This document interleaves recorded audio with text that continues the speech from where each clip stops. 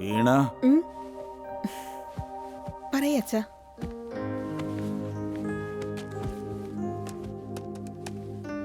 M.Tech കഴിയാൻ പോവല്ലേ? അടുത്തത് എന്ത് ചെയ്യാനാ പ്ലാൻ? കല്യാണം കഴിച്ചാലോ എന്ന് ആലോചിക്കുക. ആ എന്തിന്? നീ നിന്റെ ഭർത്താവും ചേർന്ന് റീൽസ് ചെയ്യാൻ വേണ്ടിട്ടാണോ? നീ എന്താടി ഇങ്ങനെയായ മോളെ? ചെറുപ്പത്തിൽ വലിയ നാണം കുണിയായിരുന്നു, ഇപ്പൊ എല്ലാം ഡയറക്റ്റ് ആയിട്ട് ചോദിക്കുന്നു. കല്യാണം കഴിക്കാൻ എന്താ ഇത്ര ധൃതി? ഞാനിപ്പോ ചെറിയ കുട്ടിയൊന്നും അല്ല അച്ഛാ. എന്റെ ഫ്രണ്ട്സിന്റെ എല്ലാവരുടെയും കല്യാണം കഴിഞ്ഞു. അച്ഛൻ ഇനിയും നോക്കുന്നില്ലെങ്കിൽ ഞാൻ തന്നെ നോക്കാം. അതിപ്പോ ഇന്റർകാസ്റ്റ് ആണെങ്കിലും കുഴപ്പമില്ലല്ലോ. ഓ അങ്ങനെയൊന്നും ചെയ്യരുത് കേട്ടോ. ആ നിനക്ക് നല്ലൊരാളെ കണ്ടുപിടിച്ച് ഞാൻ തന്നെ കല്യാണം കഴിപ്പിച്ചു തരും കേട്ടോ. ശരി. ആ വീണ പറയച്ചാ. നിനക്കൊരു ഗുഡ് ന്യൂസ്. എന്താ അച്ഛാ? എന്റെ അനിയത്തിയുടെ ഫ്രണ്ട് രാഘവനില്ലേ? USA സോഫ്റ്റ്വെയർ അയാളല്ലേ? ആ അവനെ നിനക്ക് കല്യാണം ആലോചിക്കാന്നൊരു പ്ലാൻ ഉണ്ട്. നിന്റെ ജാതകവും സെറ്റായിട്ടുണ്ട്. ജാതകം ചേർന്നു എന്ന് പറഞ്ഞ് തിരക്ക് പിടിക്കേണ്ട അച്ഛാ. അവനെ കുറിച്ച് നന്നായിട്ട് അന്വേഷിക്ക. എല്ലാം നോക്കിയിട്ടുണ്ട്, എല്ലാം ഓക്കെ. നിനക്ക് ഓക്കെ ആണോ? അച്ഛന്റെ ഇഷ്ടം പോലെ. വിഷമിക്കണ്ടടാ. പോലീസ് എന്നെ അടിച്ചുകൊണ്ടും എനിക്ക് സങ്കടമില്ലടാ. ചെയ്യാത്ത തെറ്റിന് എന്നെ ഇങ്ങനെ ജയിലിട്ടേക്കുന്നില്ലേ, അതാണ് എൻ്റെ ഏറ്റവും വലിയ സങ്കടം. സമയം ശരിയല്ലടാ. IPL ഇരിക്കേണ്ട ഈ നീയെ ഇപ്പൊ ജയിലിലാണ്.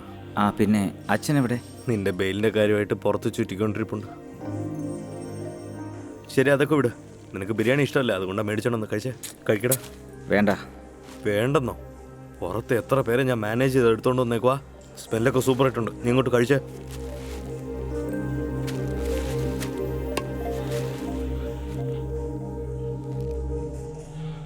സ്മെല്ല് സൂപ്പറായിട്ടില്ലേ?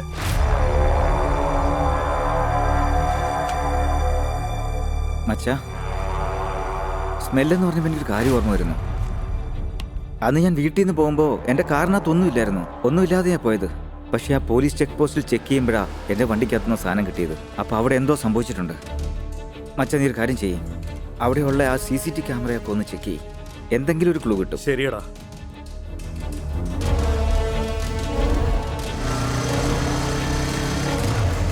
അവനെ പിടിച്ച സ്പോട്ട് ഇതാണ്, പക്ഷേ ഇവിടെ CCTV സ്പോട്ട് ഇത് തന്നെയാ. ചേട്ടാ അങ്ങോട്ട് നോക്കിയ ക്യാമറ.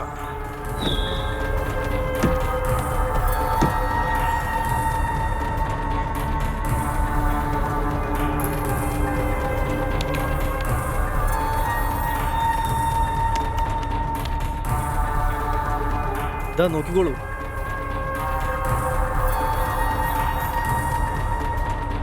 ഇതൊന്നു മാത്രം മതിയടാ എൻ്റെ മോനെ പുറത്തു കൊണ്ടുവരാനായിട്ട്. അനിയ, ഇതൊന്ന് പെൻഡ്രൈവിലൊന്ന് കോപ്പി ചെയ്ത് തരാമോ? തരാം. ഒരുപാട് കഷ്ടപ്പെട്ട് CCTV ഫുട്ടേജ് കളക്ട് ചെയ്തിട്ടുണ്ട്. Super Venkatesh sir. ആ എവിഡൻസ് ഒക്കെ എടുത്തിട്ട് എൻ്റെ വീട്ടിലേക്ക് പോരെ.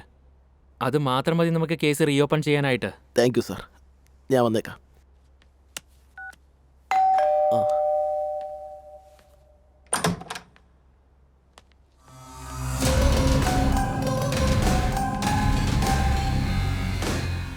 എവിടെയോ കണ്ടതുപോലുണ്ടല്ലേ? നിന്റെ മോനെ കുടുക്കിയത് ഞാനാ.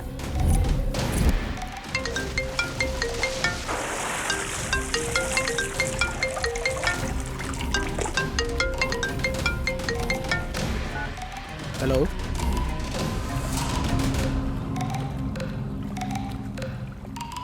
ശരി, ആ കാര്യം ഞാൻ നോക്കാം.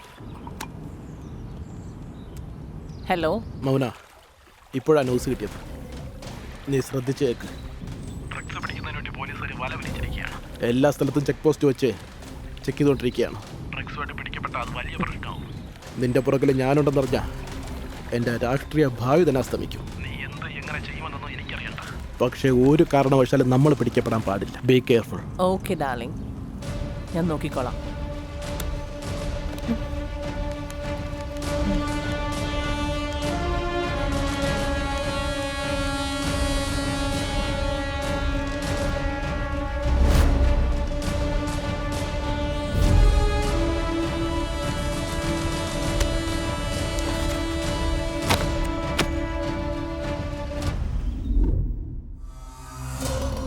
അതാണ് സംഭവം.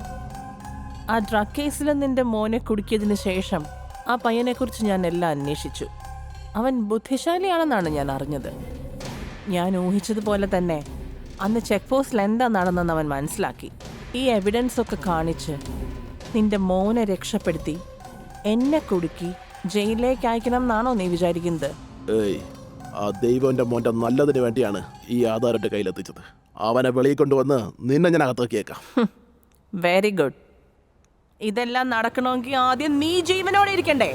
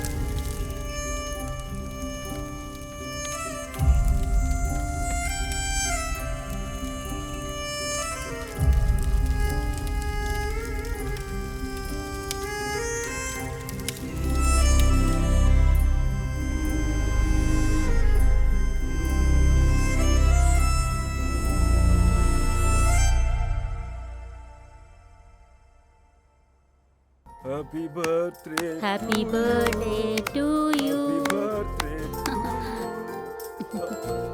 ഹാപ്പി ബർത്ത്ഡേ താങ്ക് യു അച്ഛാ. Thank you. Happy birthday to you. Happy birthday to you. Happy birthday to you. Sir ഇവിടെ മോളുടെ ബർത്ത്ഡേ ആഘോഷിക്കാല്ലേ? നീ എന്തിനാ ഞങ്ങളെ വീട്ടിൽ വന്നേ?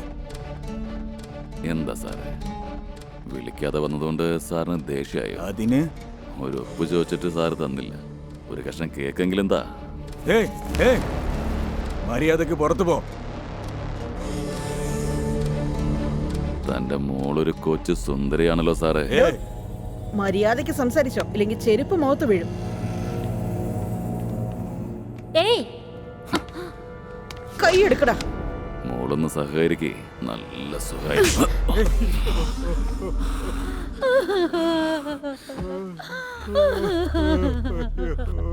എടോ എമ്മാറോ,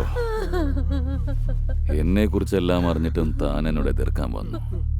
ഇപ്പൊ കണ്ടില്ല എന്താ ഉണ്ടായെന്ന്. ഇവരിപ്പോ എന്ത് കാര്യത്തിനാ മരിക്കണേ? വേറെന്തിനാ, പ്രേമിച്ചവനെ കല്യാണം കഴിക്കാൻ സമ്മതിക്കാത്തത് കൊണ്ട് അച്ഛനും അമ്മേനെയും കൊന്നു കളഞ്ഞു.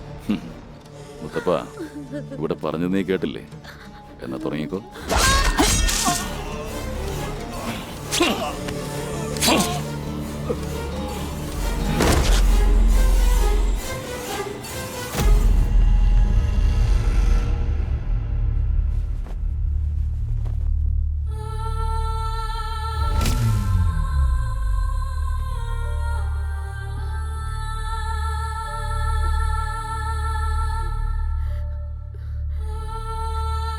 അച്ഛാ, അച്ഛാ.